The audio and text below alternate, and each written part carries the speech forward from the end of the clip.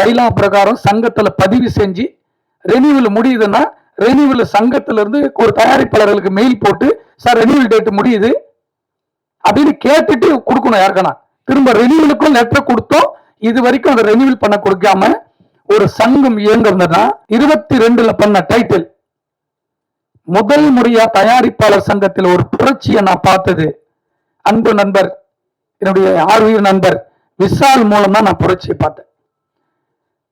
ஒரே ஒரு தலைவரா பதவி ஏற்றுக்கின 10 நாள்ல எந்த சங்கமானாரு சினிமா வழி நடத்துறது இங்கதான் உட்கார்ந்து 6 மாசத்துல அவ்வளவு திட்டங்களை போட்டு யாருக்கிட்ட நம்ம பிச்சை எடுக்கக்கூடாது. படம் எடுக்கிற தயாரிப்பாளர்கள் படத்தை நம்பி நடிச்சிருக்க கலைஞர்களுக்கு அந்த படம் கிராண்டா வெளியே வரணும்.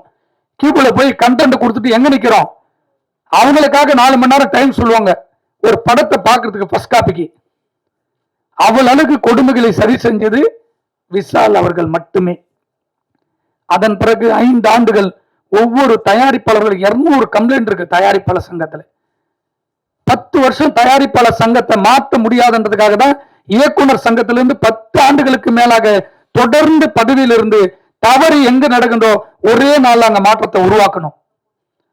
அதை கடந்து வந்து எங்கடா சரி செய்ய வேண்டிய இடம்னு பார்த்தா திரையரங்குக்கு போனா பிரச்சனை, கியூபுக்கு போனா பிரச்சனை, படம் மல்டிபிளக்ஸ் தியேட்டருக்கு போனா பிரச்சனை, எங்க போனாலும் பிரச்சனை. சரி செய்ய வேண்டிய இடம் தயாரிப்பாளர் சங்கம். அந்த சங்கமே 5 சங்கமா பிரிஞ்சு போச்சு. பிரிஞ்சு போனாலும் பரவாயில்ல, ஒரு தயாரிப்பாளர்கள் பிரச்சனை ஒன்னா நின்று குரல் கொடுத்து அந்த படத்துக்கு வந்து நிக்கணும்ல.